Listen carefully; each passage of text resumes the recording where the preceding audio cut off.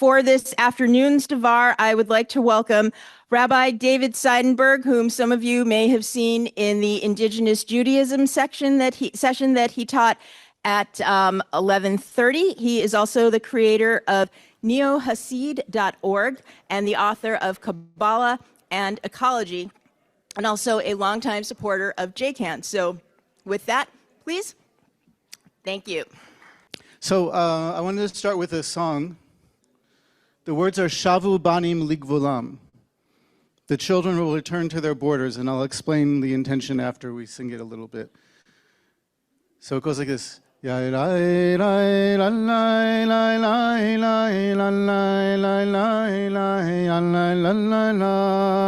Anyone know this already?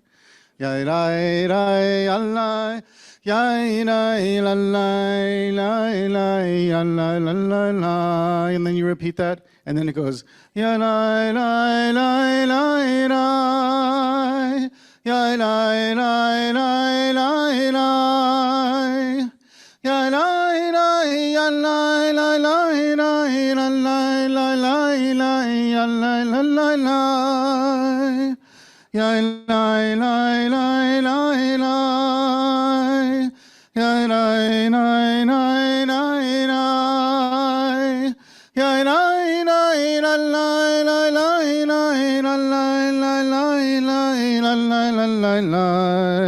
going to lower that a step or two. So the words are shavu, vishavu, banim, ligvulam. Vishavu banim, vishavu banim, vishavu banim, ligvulam. Vishavu banim, vishavu banim, vishavu banim, ligvulam. Vishavu banim, vishavu banim, vishavu banim, ligvulam.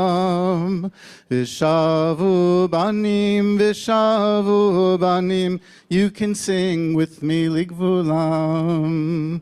Vishavu banim, vishavu banim, vishavu banim, vishavu banim, vishavu banim, ligvulam. Vishavu banim, vishavu banim, vishavu banim, vishavu banim, vishavu banim, ligvulam. So there's a lot of possible meanings to that verse. I'll tell you what it means in context. What it means in context is that the lost tribes that are scattered into the world will be brought back into the borders of Canaan. That's what it means in its original context. But I had a few other things in mind when I thought I wanted to sing this, because you could say that all of the problems we're facing today are not respecting borders. The borders of what our species should be able to take for itself, the borders of where we should live and what lands we can take over or use up for human purposes, the borders that should be around what we do to the atmosphere. It also includes, though, things like the hostages that are still left in Gaza, who we would want to be returned to their borders. But it also includes things like war, which violates borders and destroys people and destroys buildings and destroys whole societies. That all these things are humans going past our borders, the borders that we should rightly have as a species living in balance, in relationship to the world around us, instead of what we have now, where we're not living neither in balance nor in meaningful relationship to the world around us. And it made me think about something that happens in this week's Torah portion. It's Baha Lotcha. I believe that Rabbi Schreiber already mentioned that. Did he not? In the morning? So everything is fine in the book of Numbers up until this little 2-verse passage that happens in the middle of this parsha, and then everything goes to hell for the rest of the Torah, basically. Right? So what happens is we get rules about doing a census, and then we start out with this parsha with how to light the menorah and keep the light lit all the time. and a few other nice laws. And then it tells us that when the pillar of cloud lifted, the children of Israel would journey, and when it settled, they would settle, and they would wait until it lifted, and if it settled for 2 days, they would wait for 2 days, and if it settled for a month, they would wait a whole month. And there's a few more laws. And then we get these two backwards nuns. Nun looks like a parenthesis, like this. But the two are they're actually upside down nuns that bracket two verses. And they're the verses that we say when we bring the Torah out of the ark. Vayhi binso Aaron vayomer Moshe kuma Adonai v'yafutzu oivecha v'yasusu misanecha mipanecha. Who's heard that? Probably anyone. Right? What? Vayhi binso Aaron vayomer Moshe kuma Adonai, etc. You know how it goes. And when you bring it back, uvenucho yomar shuv Adonai limdachotecha, etc. Well, anyway, after those verses is when the story of the quails comes. And then, as I said, nothing goes right from there on. So up until then, we have a kind of an ideal world, or an imaginary world, I should say, that is being projected onto this people. And then when reality comes, when reality hits the fan, as it were, nothing goes right after that. And then they spend the next 40 years wandering in the desert. And you know, various things happen, not good things. And I feel like our world right now is like right after those backwards nuns. Like everything is going to hell. You know, this is, in my lifetime, this is the worst I've ever seen it. And I'm not a spring chicken, even though I'm not an old chicken either. Yeah. But it's really bad right now. You know, we have people being disappeared off the streets of the United States regularly, currently, and not appearing again, or not even knowing where they're being sent to. We have the war in Gaza, which started out as a war of rational defense, but now seems to be a war of tremendous destruction. And, you know, it's rumored that the goal of the government is to make Gaza unlivable so that people want to leave. This is not how you treat the earth. It doesn't matter, enemy, not enemy. We don't want to make any part of the earth unlivable. And that's what we're doing in microcosm, but also in macrocosm. We're doing this all over the planet, making the earth unlivable through pollution, through climate change. You know, this is all about not knowing what our true boundaries are, what our place is in the world. So the Torah says what our place is in the world.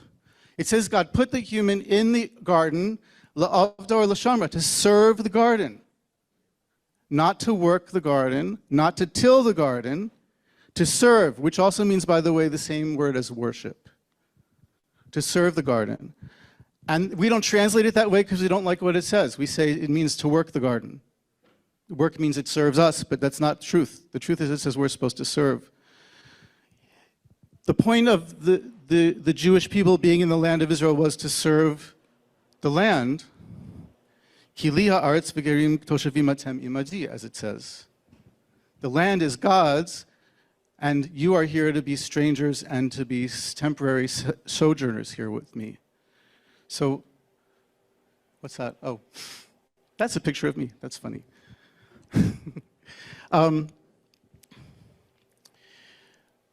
This is something that I taught about in my workshop. If we have indigenous wisdom in our tradition, and it's very clear the Torah is indigenous to Canaan, to the ecosystem and the cycles of Canaan. If we have indigenous wisdom, our indigenous wisdom says that we shouldn't think of ourselves as indigenous. That's our indigenous wisdom. Think of yourself as a stranger, because if you're a stranger and you think of yourself as a stranger, you will treat other people who are strangers in the right way. If you're a stranger and think of yourself as a stranger, you will treat the land in the right way, which is not like owners, but like servants of the land. So this is a huge, it's not like this is easy to do. It's not like, oh, we messed up. If only we were better people, we would follow the Torah. It's hard to live in the right way. Humans have so much power that it's hard for us to understand how to live within our boundaries, within our borders. It's hard to understand how to return to what our proper place is. And nobody really knows how to do this, and this is the generation where we have to figure it out, or we get no more chances to figure it out. But this is it. So you all are here because you believe that that matters. And that means that we're part of something that's holy, that is in its goal and its vision about making the whole human species be holy and live holy in the world, in a holy way. And we all believe that that's possible. I don't know if we're right to believe that, but I know that we don't have a choice. We have to believe that because we have to try, because the planet is too important. The beauty of this place is too important. The holiness of the place that we live in, and by that I mean the entire world, is too important to think otherwise. So I just want to read a prayer.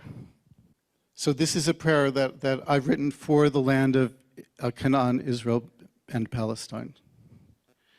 And it's one of 3 paragraphs. It's just the last paragraph of the 3. But I think it's something that we want to apply to the entire world, the words here. So I'm going to read this in Hebrew, in English, and then I'll read it in Hebrew. Rescue all of your land from the Jordan River to the sea, from the spilling of blood, and all residing and sojourning there, under every government, from haters without and from hatred within. Grant peace and abundance and healing throughout the land, and secure calm to her defenders. Lasting joy to all her inhabitants, and real hope for all her peoples. And here's the Hebrew. Hatzel na et kol artzecha ben Yarden layam mishvichut damim v'chol hayoshvim ba tachat kol shilton misonim b'chutz u'misina bifnim v'natata shalom v'shefa b'chol haaretz b'chol ba'aretz v'shalva limgineha v'simchat olam l'chol yoshveha v'tikva tova l'chol ameha. And if you feel like you can say amen to that prayer, let us say amen. Okay. May we find our borders. May we find them and live in them with glory and beauty. And I wanted to, I guess, start with the main draw, which is David Abel, who is a Pulitzer Prize-winning reporter who covers climate change for the Boston Globe. He is also an award-winning filmmaker whose topics include nature, the Boston Marathon bombing, and his latest Inundation District, which I know a lot of you wanted to see, about the development in the Seaport District. He has generously made available a link to that film for everyone here, everyone involved with the conference, so please watch it in the next few days. We've already sent it out. Today, he is going to talk about the role of journalists and filmmakers in this time of crisis, climate and otherwise. Please welcome David Abel.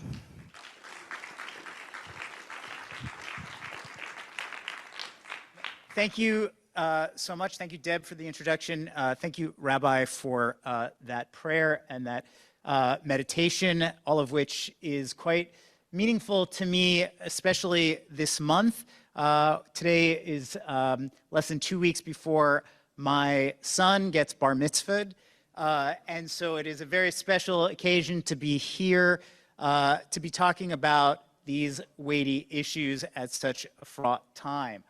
To jump into my presentation, in 2019, I read a report from the United Nations that floored me and left me struggling to comprehend the enormity of its findings. This report found that as many as 1 million animal and plant species were threatened with extinction, many of them within decades. The report, which was produced by hundreds of scientists around the world, found that the average abundance of native plants and animals in the rainforests in South America and the savannas in Africa and other major land habitats around the world had plummeted by at least 20% over the past century.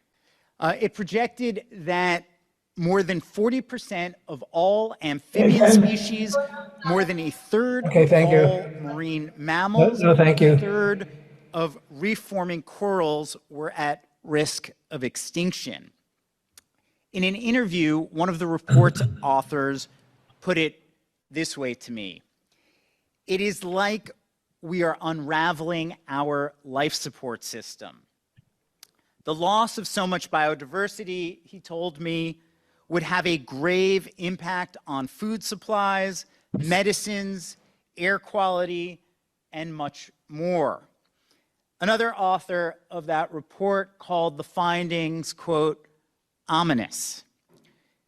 We are eroding the very foundations of our economies, livelihoods, food security, health, and quality of life worldwide, he said.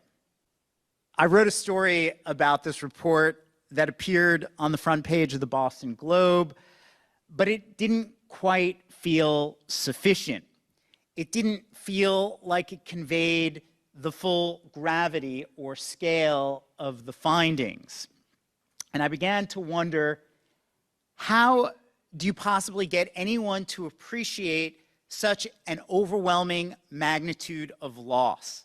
How could I help folks as a journalist understand that climate change, which was the ultimate cause of all of this destruction to our biodiversity, was not some distant abstract threat, but one that very much presents a clear and present danger. I've been a reporter for many years now, more than I care to say at this point, but these are the kinds of questions that we constantly think about.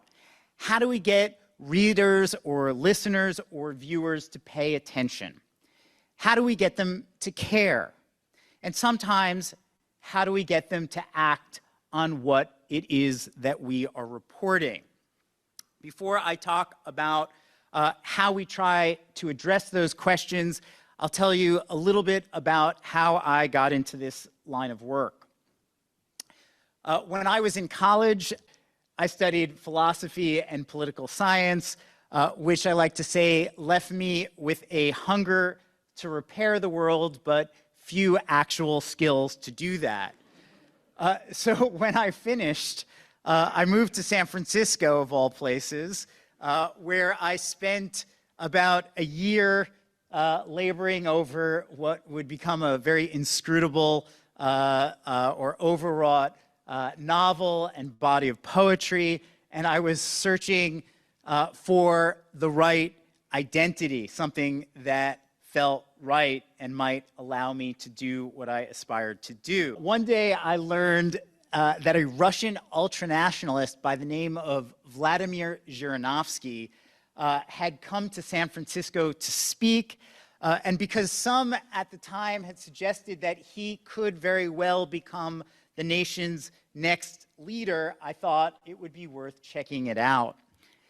His speech, of course, was filled with all kinds of virulent and racist bombast, and then afterward, a shaggy-haired man in an old blazer with elbow patches got up to ask a question.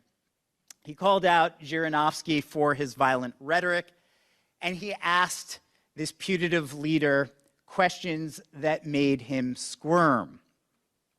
He was a reporter for the local newspaper.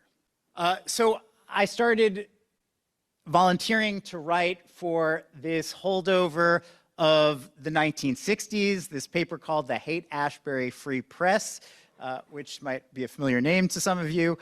I was probably the only person writing for this publication that was not taking acid.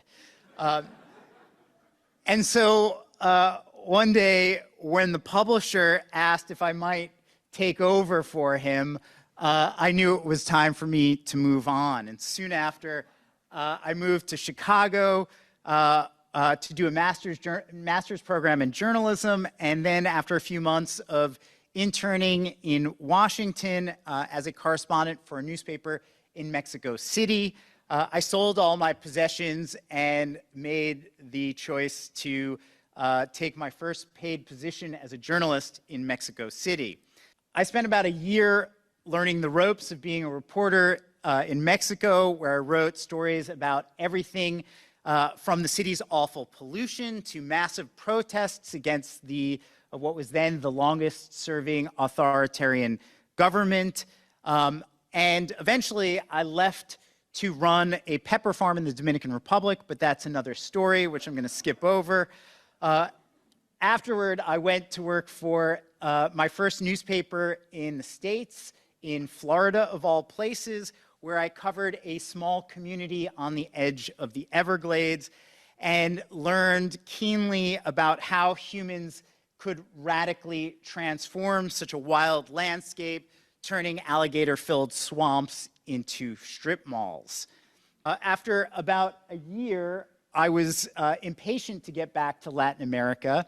And when the Pope at the time had visited Cuba, which this was in the late 90s, it seemed there was an opening to do what I really wanted to do as a reporter.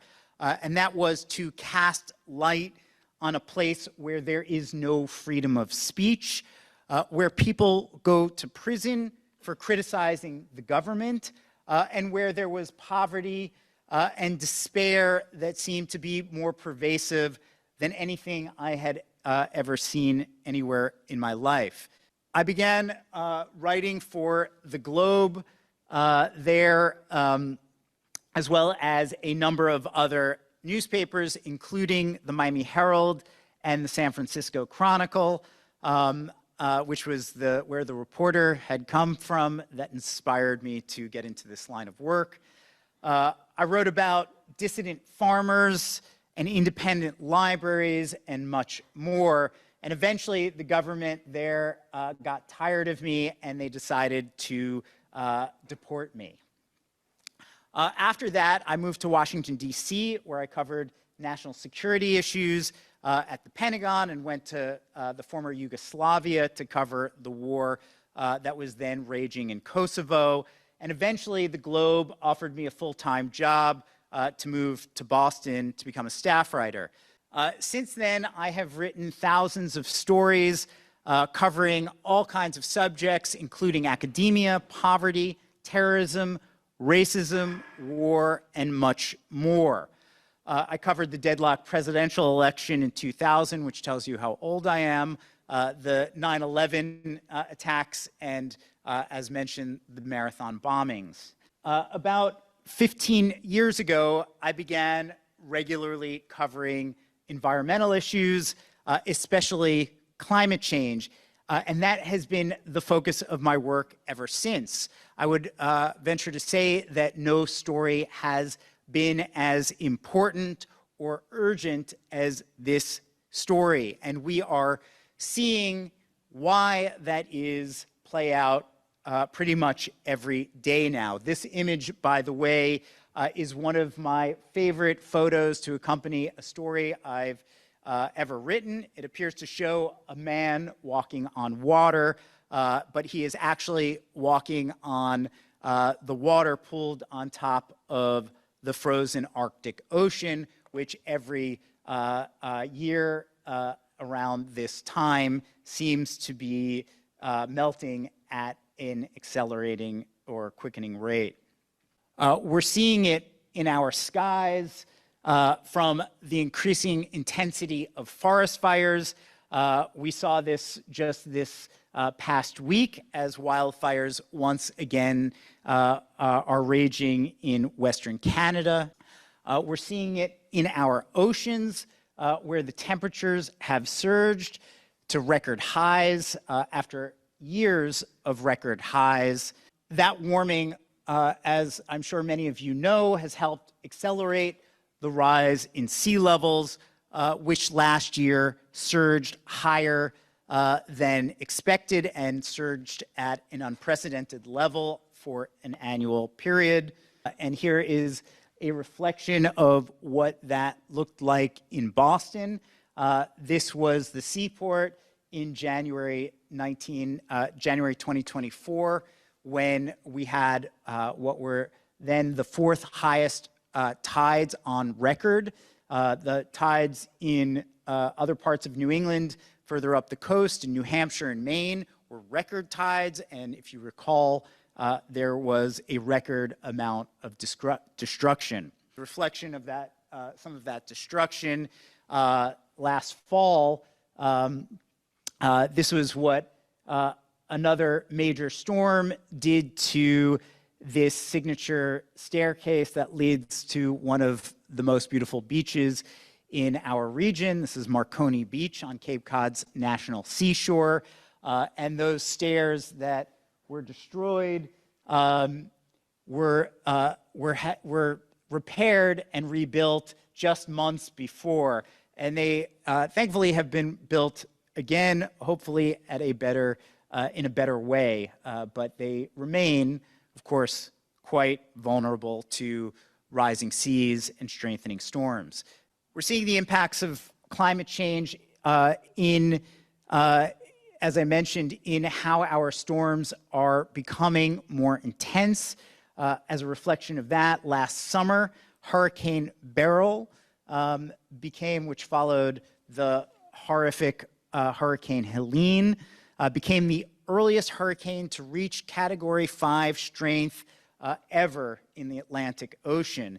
It beat the previous record by more than 2 weeks. And as you all know, we have been seeing the impact of climate change in the rise of global temperatures. Last year was the hottest year on record since pre-industrial times, exceeding the record heat of, you guessed it, the year before, 2023. The 10 warmest years since 1850 have all occurred in the past decade. And scientists say that 2025 is shaping up to be what is likely to be the second warmest year on record. For more perspective, this graph shows just how out of whack that warming has been over the past millennium. Since 1980, the United States has experienced more than 400 weather and climate disasters that have resulted in at least $1 billion in damage, costing the United States cumulatively nearly $3 trillion. In 2023, the country experienced a record 28 such disasters, killing at least 492 people and costing the nation nearly $93 billion. Last year, we missed the record by 1 or 2. There were 27 such storms, killing 568 Americans and costing $183 billion. And I don't know if that actually includes the fires in Los Angeles. And just for a bit of context, by comparison, in the 1980s, there were on average 3 or so $1 billion such storms or disasters. And in the 1990s, there were 6 or fewer on average. 4 years ago, Secretary General Antonio Guterres of the United Nations called climate change a, quote, code red for humanity. The alarm bells are deafening, he said. Greenhouse gas emissions from fossil fuel burning and deforestation are choking our planet and putting billions of people at immediate risk. More recently, he described the world as sleepwalking to climate catastrophe and called our addiction to fossil fuels, quote, madness, which he said is leading us toward mutually assured destruction. And I think it's worth a few words about why the Secretary General's words are not hyperbole. Today, we live on a planet with about a third more carbon in the atmosphere than at any point in at least 800,000 years, and perhaps as long as 15 million years, depending on the estimate. Since the first Global Climate Summit 30 years ago in Rio, human beings, and I'm talking about primarily of those of us here in the United States, have pumped as much carbon into the atmosphere as we did in the previous 30,000 100,000 years. At the time of the Rio summit, fossil fuels provided roughly 80% of the world's energy. Today, fossil fuels still provide roughly the same amount, but global energy use has surged since then by nearly 2/3. And unfortunately, the advent of generative artificial intelligence is making that worse. If you've seen the front page of today's Boston Globe, my colleague Sabrina Schenkman has a story about just that and the building of these data centers that require a tremendous amount of energy to operate. Last month, the concentration of carbon dioxide in the atmosphere for the first time in recorded history exceeded 430 parts per million, which is an increase of about 3 parts per million compared to the peak just last year. That is after we saw a peak jump last year in the amount of carbon concentrations. All this carbon has effectively put to rest, sadly, the hope that we might be able to live up to the pledges and agreements that were made in 2015 as part of the Paris Climate Accord, with the goal of keeping temperatures below, global temperatures below 1.5 degrees Celsius. A report that recently came out by the World Meteorological Organization estimated that we are likely to cross that line in 2 years. Unfortunately, the planet is now on a path to between 2 and 3 degrees Celsius of warming by the end of this century. And those numbers often can seem abstract or opaque after we have heard them so frequently, but let me just say a few words about what they actually mean. At 2 degrees of warming, the world's major ice sheets are likely to collapse. Some 400 million people will suffer from water scarcity. Major cities along the equator will become too hot or humid to live in. And the heat waves that will result from this warming are likely to kill thousands of people every summer, even those who live in northern latitudes. At 3 degrees Celsius, extreme droughts will become permanent throughout large parts of the world. Areas burned by wildfires just here in the United States will be 6 times greater than they are today. Hunger will increase, crops will fail, rising seas will flood coastal cities, storms will become, as I mentioned, far more destructive. Conflicts over resources will likely lead to more wars. And as I said, as many as 1 million species could go extinct. Ultimately, what that means is that many more people are likely to die. And it is affecting us even more here, in some ways, in New England than in other parts of the world. A study in the journal Climate found that between 1900 and 2020, New England warmed an average of 1.8 degrees Celsius, while temperatures on the rest of the planet rose an average of 1.1 degrees Celsius. In Massachusetts, average temperatures have increased even faster, rising nearly 2 degrees Celsius or 3.5 degrees Fahrenheit in that period. We've seen the consequences of that warming in the waters off southern New England, where the lobster catch, the all-important lobster catch to our economy, has declined by more than 90%.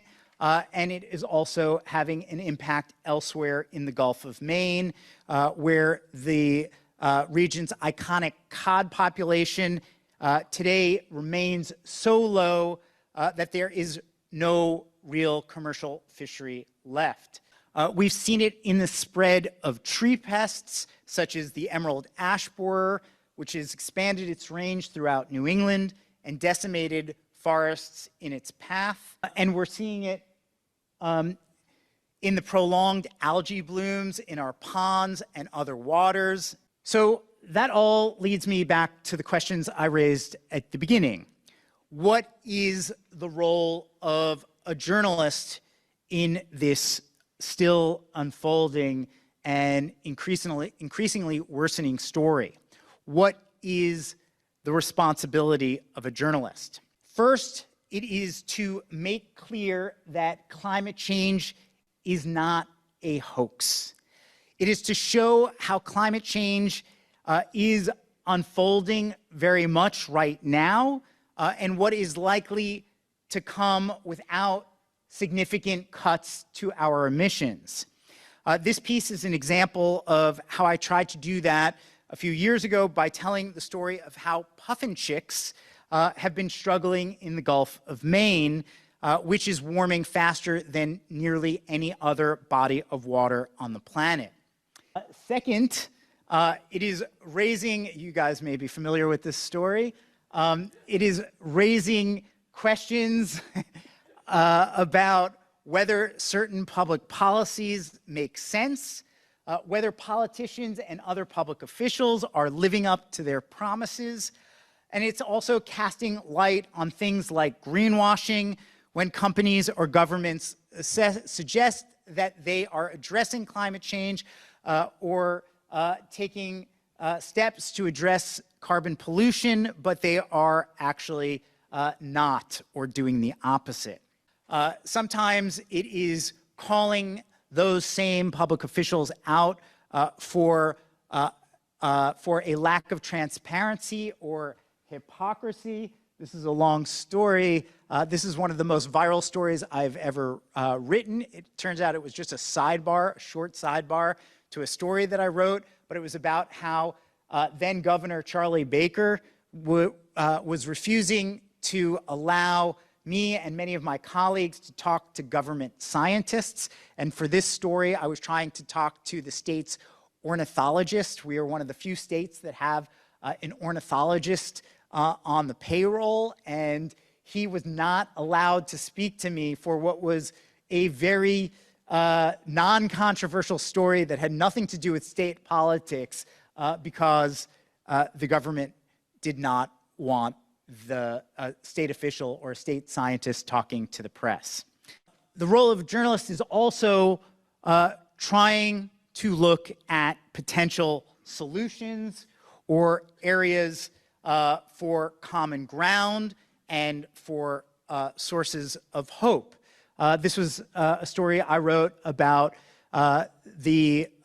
all of this work to develop something called floating turbines. One of the problems with offshore wind is that it can only be built, the traditional offshore wind turbines can only be built in a certain depth of water that isn't always where the best wind is. And the effort to produce these floating wind turbines, some of which actually exist off the coasts of certain countries, not yet here in any meaningful way in the United States, but a lot of this research is happening in Maine.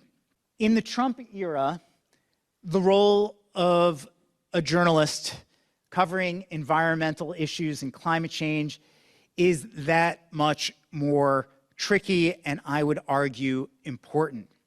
It means standing up for the facts. It means fighting misinformation and disinformation with thorough reporting.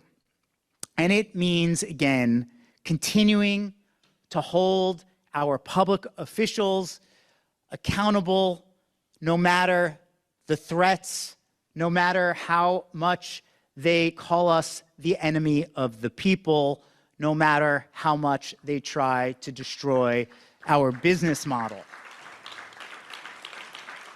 To say the least, covering climate change can be depressing. When people ask me what gives me hope, I now like to say nuclear fusion. This may be a thin reed of hope, but despite the skeptics, the promise looks greater by the day that we might be able to develop this new technology that could provide so-called baseload power at in a very inexpensive way all over the world. If Audrey Schulman is still here, another source of hope is what heat is doing and the efforts to produce network geothermal. There are a number of other really promising technologies that will hopefully help us bend the curve and make it so that we are not living in a world with 2 to 3 degrees Celsius of warming, which no one wants to see. As journalists, our responsibility is also to reach out to new audiences and to find new ways of telling stories. And over the years, as the Globe has become a more multimedia organization, I have sought to tell climate stories in different ways, and that eventually led me to telling stories on the big screen through documentary films. My first environmental film was about how warming in the Gulf of Maine led, as mentioned, to the collapse of the iconic cod fishery. Later, I made a film about one of the world's largest efforts to repair a damaged ecosystem and how it was affecting the way of life for those who live in the Everglades. That film, Gladesmen, the last of the Sawgrass Cowboys, is one of my favorite films. After that, I made a film about how the warming in the Gulf of Maine sparked a conflict over lobster between American and Canadian fishermen. This was a story about the opposite impact of what we think as the effect of climate change on the Gulf of Maine. What has been happening over the last decade or longer is that we are actually seeing an explosion of the lobster population in northern parts of the Gulf of Maine, and that has led to greater conflict between Canadian and American fishermen who, in one part of the Gulf of Maine, this area called the Gray Zone, have both claimed this water which surrounds this island, which is the last remaining land dispute between the United States and Canada. It's called Machias Seal Island, and it's basically a rock where puffins and seals live that nobody really cares about. But because the lobster there are so valuable, it now is a significant concern. And then a few years ago, after I read that report, that super frightening report from the United Nations about the coming mass extinctions, a report that left me again struggling to comprehend the enormity of its findings and how we as journalists might be able to tell such stories about overwhelming loss.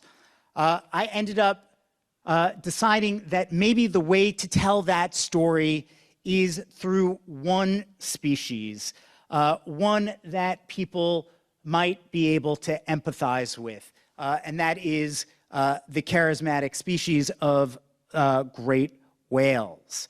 And that led me to make this film called Entangled, which is about how climate change has accelerated a collision between one of the world's most endangered species, the North Atlantic right whale, and North America's most valuable fishery, the lobster industry, and how the federal government is trying to negotiate that dilemma of balancing commercial and conservation interests. I made a bit of a detour a couple of years ago when I thought I might actually have a climate film, but it turned out to just be this crazy story, which I like to call the greatest fish story ever told. It's about a lobster diver from Cape Cod who was swallowed by a humpback whale and lived to tell the tale. Before I started making that film, though, I was making this film that hopefully you guys are now familiar with. This is my latest climate-related film, Inundation District, which you all have access to, and hopefully you will be able to watch. But Inundation District is how one city, our city, spent billions of dollars trying to build a new urban district at sea level, on landfill, and hard on the coast, despite having more climate scientists per capita than probably any other city on the planet. And this was all well after we understood the grave threats posed by climate change. Here's a taste of that film.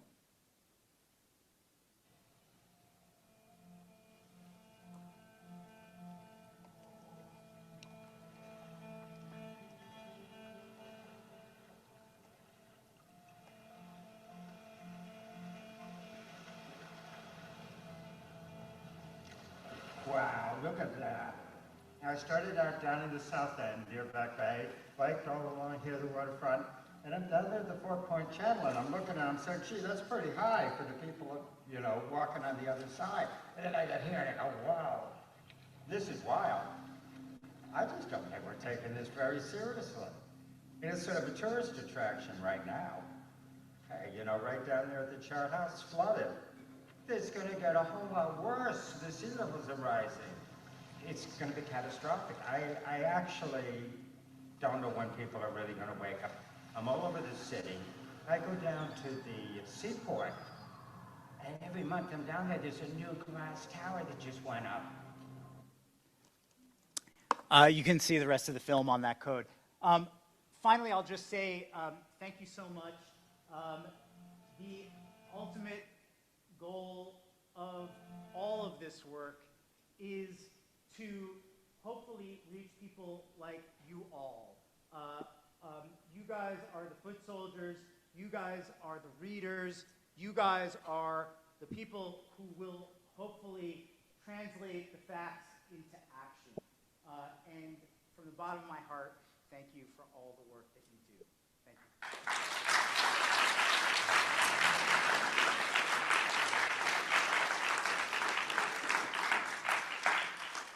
you. So I am welcoming now Rabbi Shoshana Meira Friedman, who is a coach, writer, community leader, and passionate creative in many different mediums. Her writing on the climate crisis has been published in many venues, including the New York Times, Yes Magazine, and WBUR's Cognoscenti column, and her climate anthem, The Tide is Rising, has spread widely in the movement over the past decade. Rabbi Shoshana is the author of multiple picture books, including The Tide is Rising. So Are We, a climate movement anthem, which was just released this spring. Please welcome my friend and former rabbi, Shoshana Friedman. Thank you, Deb, and thanks for all of you for being here, and thank you to the organizers of this sweet day. So I'm going to read to you from my new book, which is The Tide is Rising, So Are We, a climate movement anthem. This book was inspired by The Tide is Rising, which is a song that we'll sing together. When I wrote this book, it was marketed to children, but I want you to know that the message is very much for all ages. The idea was to tell the sacred story of the climate movement, that we are all on a hero's journey together. We don't really want to be on this journey, but here we are, called to do it anyway, like all of the great myths of heroes going off on a quest. This one is communal, however. So I think of the movement itself as the hero who's going off on the journey. This picture book was inspired by the climate anthem written by me and my husband, Yotam Schachter. Since 2015, The Tide is Rising has been sung at countless protests, marches, religious conferences, and community gatherings. From Standing Rock to holding cells in police stations and across at least 3 continents, Tide spreads a message of radical empowerment, resilient community, and active hope. In the book, the anthem is expanded to tell the sacred story of the climate movement more completely. May you find yourself in these words and pictures, and may they grant you solace and strength. And on the left here, you can see a picture of me with other faith leaders back in 2016 protesting the West Roxbury lateral pipeline, if anyone was involved in that fight. We lost that one. The pipeline did go in. It's a very high-pressure, dangerous pipeline near an active blasting quarry and a soccer field and playground. But it was a really beautiful immune response from the community against this threat. And I like to say there's two fronts that we're fighting with climate. One is the realm of physics, which is pretty dire right now, as we just were all reminded of. The other is the realm of the human spirit. And that one we can keep winning as we keep showing up to this fight, no matter how dire the physics gets. Everywhere the oceans rise, you and I will organize. Standing up and speaking out, climate justice is our shout. And you can do the refrain with me, so I'll do the first line here. The tide is rising, and everyone can say, so are we, and this is where we're called to be. As drops of water form a wave, we form a movement, strong and brave, to fight the greed that threatens life and build a world where all can thrive. The task is mighty, so are we, and this is where we're called to be. Those are some young sunrise movement kids there. The earth sings out, you're not alone, I'm here, my loves. It's time. Come home to beast and fungi, fish and tree, for all who live our family. The land is holy, so are we, and this is where we're called to be. The rains pour down, the fires blaze, in floods, in droughts, in hurricanes. The weather is the planet's voice. She's warning, make a better choice. The storm is raging, so are we, and this is where we're called to be. The sun pours down his heat and might, a boundless energy and light. Our hearts burn too with love and care, with strength to heal, renew, repair. The sun is shining, so are we, and this is where we're called to be. In cities, forests, coasts, and farms, we build our power, link our arms. Immune cells of the earth, we rise, one giant swelling enterprise.